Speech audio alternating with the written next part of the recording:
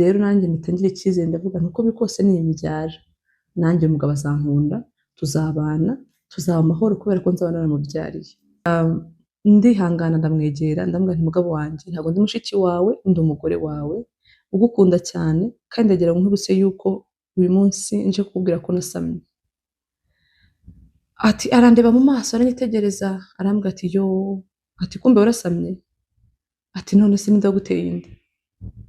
Ikibazo twagize cy'uwo mumama w'umuturanyi usize umugabo muri Afurika, ise yarasigaye ajyayo biri official ku buryo n'abana babonaga bakabona papa wabo aragiye, ibintu byose bihindura isura, naravuga bati ntabwo azadusuzugura ngo adusuzugurane n'umuturanyi.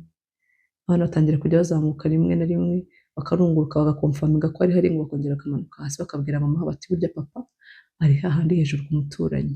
Kugeza aho ngaho papa wabo abana baramufata barabinjirana ari kumwe na wa mugore. Abana baramubwira ati n'ibyuma twabigutera we twanakwica.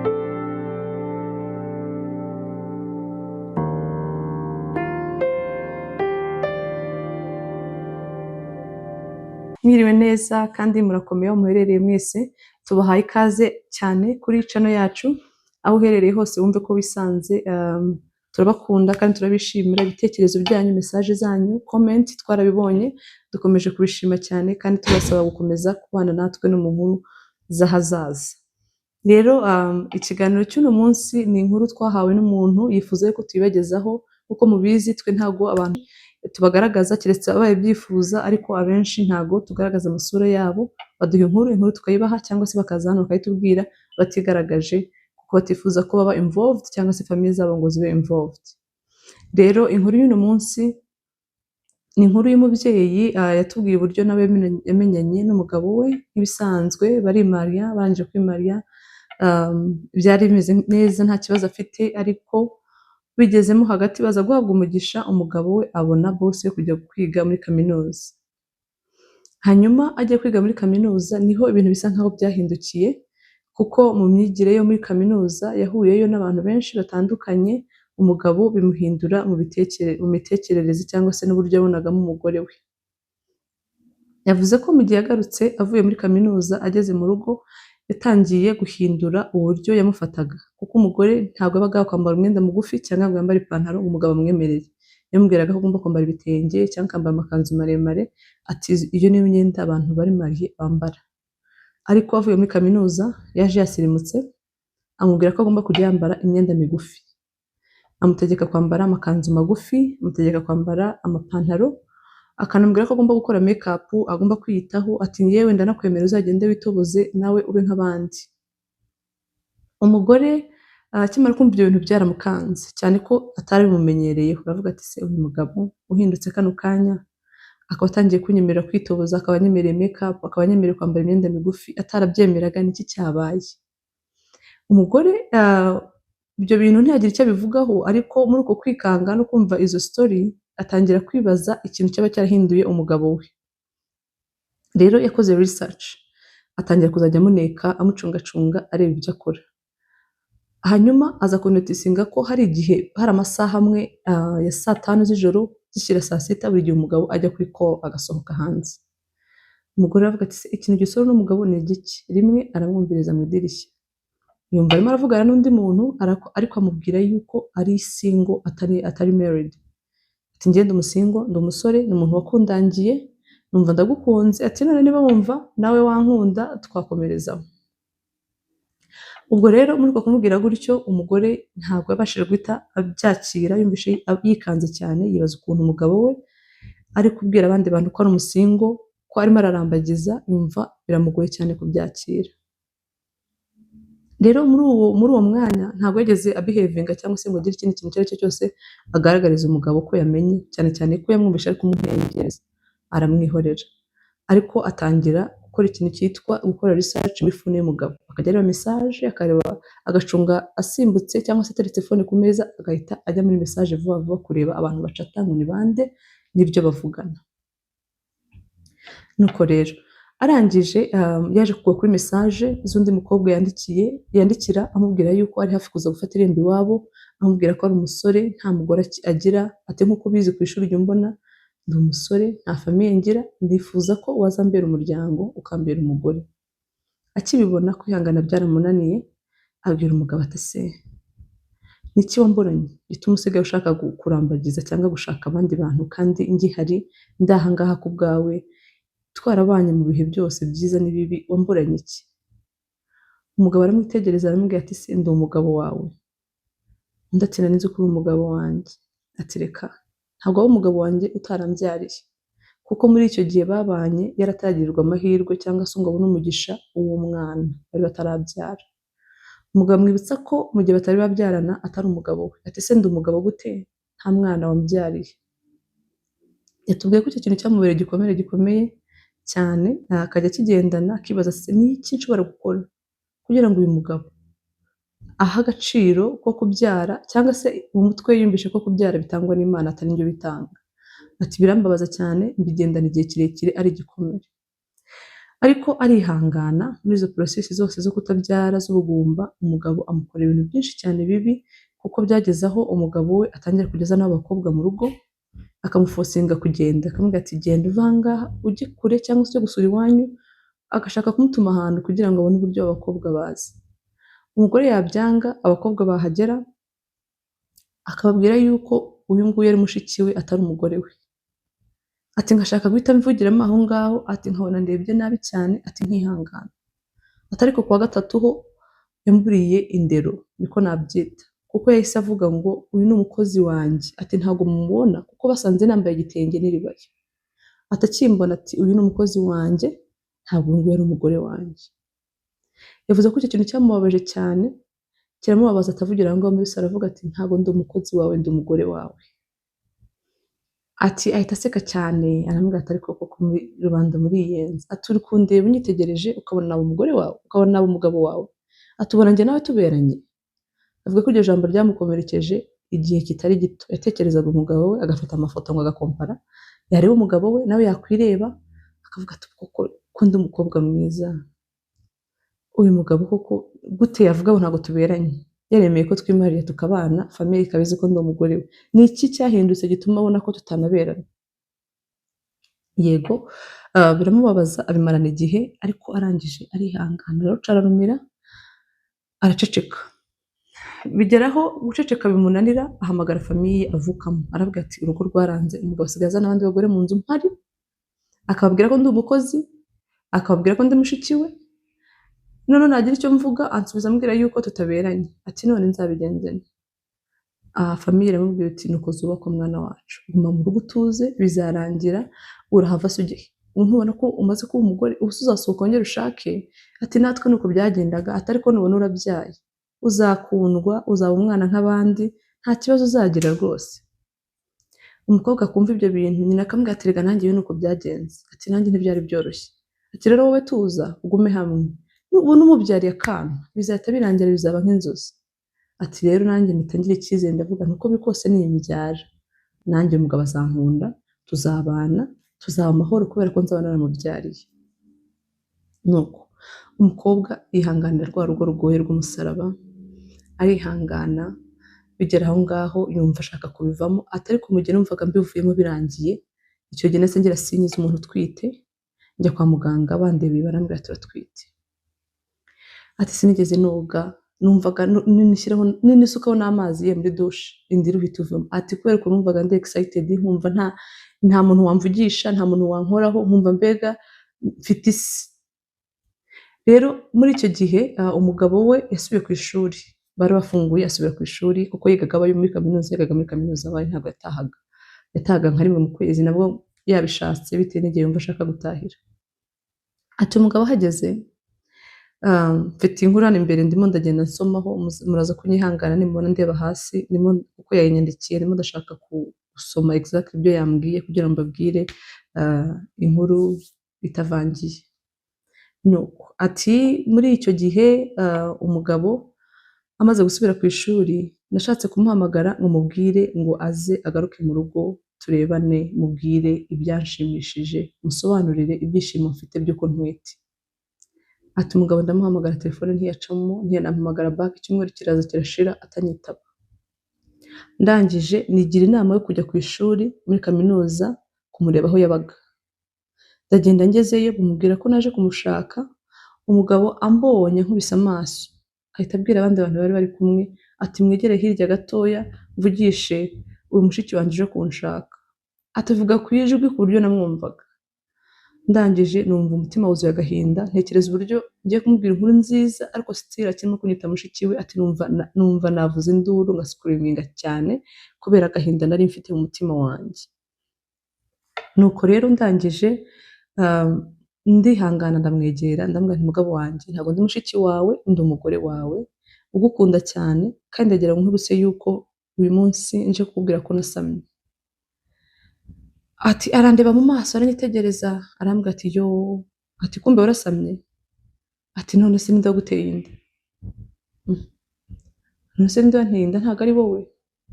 Mugabo ati kagira inkuru, uwo muntu aguteye inda se ni uwahe ko njyewe nzi ko nta nda naguteye, ko maze igihe ndi ku ishuri iyo nda wayihawe nande? Umugore amubwira yuko inda ari iye nk'uko babivuganye, amubwira yuko nta wundi muntu bageze babonana. Umugabo arabyanga, ahamagara famiye ababwira ko umugore yamuciye inyuma, ashaka kumwirukana mu rugo, avuga ko nagaruka atagomba kumusanga mu rugo.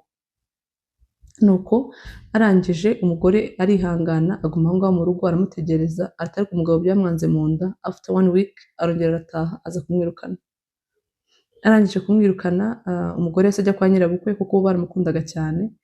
Ageze kwa nyirabukwe yicarayo arababwira ati mbahaye ndabinginze ndabasaba ngo muze kumfasha, ninsanga uno mwana atari uwanjye, navuka nkakoresha ibipimo ngasanga umwana atari uwanjye, muzanyirukane, ariko ndabizeza yuko uno mwana ntwite ari uwanyu. Ababyeyi baramukundaga cyane baravuga bati guma aha ngaha nta kibazo umwana wacu tuzakurebera. Hanyuma hashize iminsi arishima cyane kuko agiye kwipimisha kwa muganga basanga atwite abana 2 b'abahungu.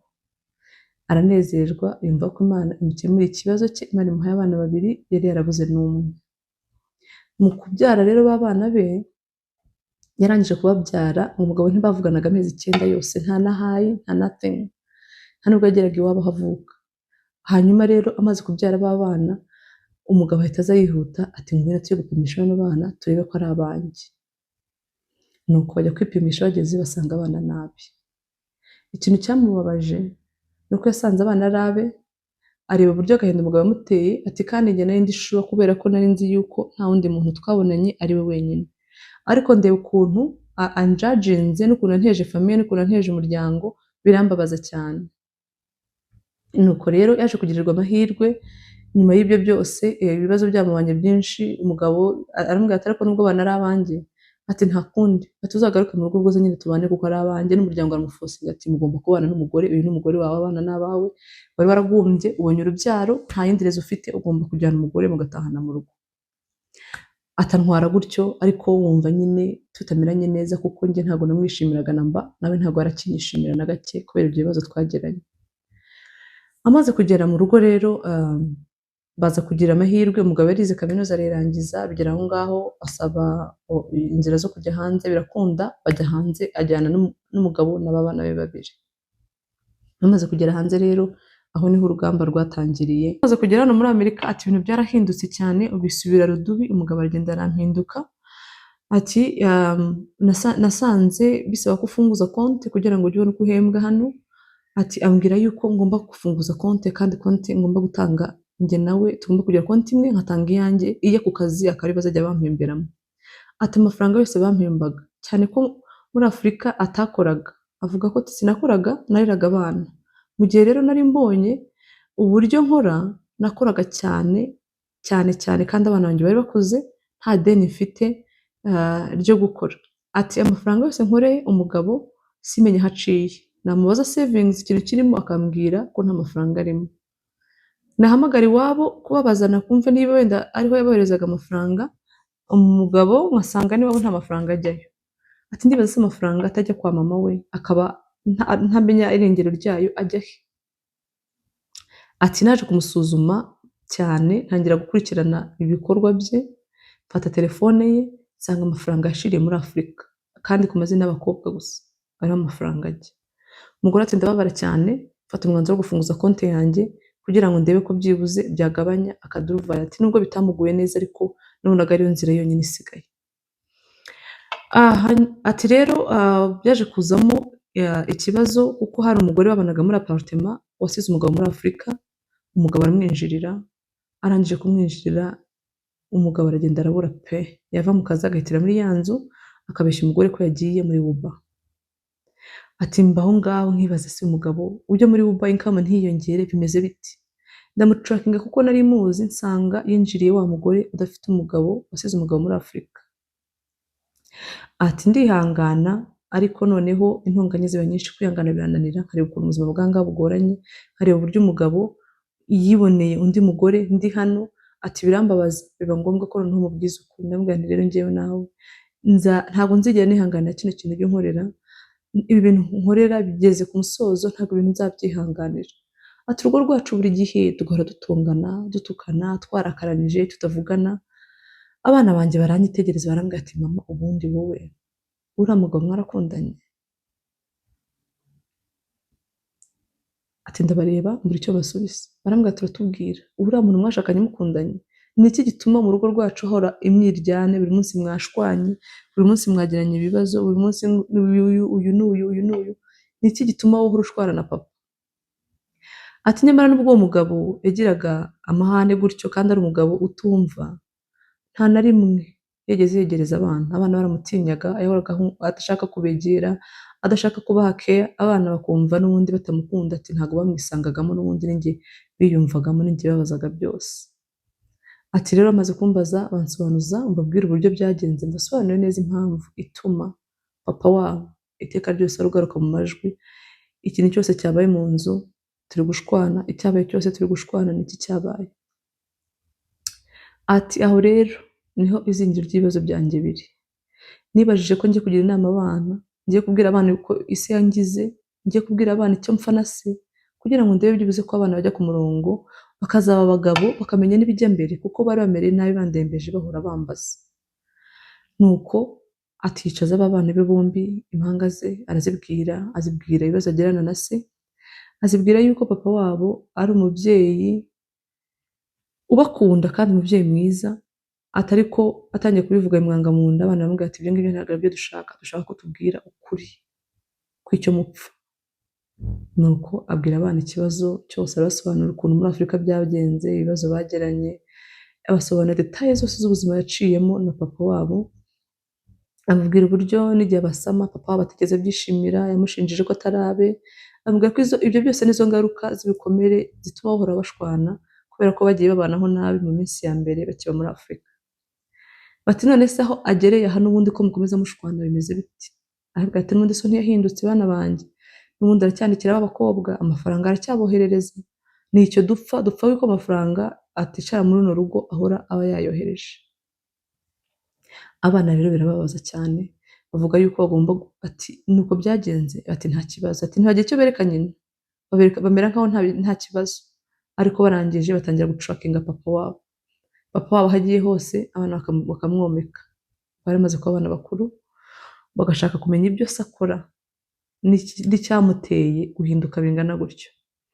Noneho biza kugeraho papa wabo yarasigaye abwira abana, agira icyo ababwira, abana bagatambwira ati ntacyo tuvugana nawe, abana bakanga kumvira papa wabo bakamubwira nabi.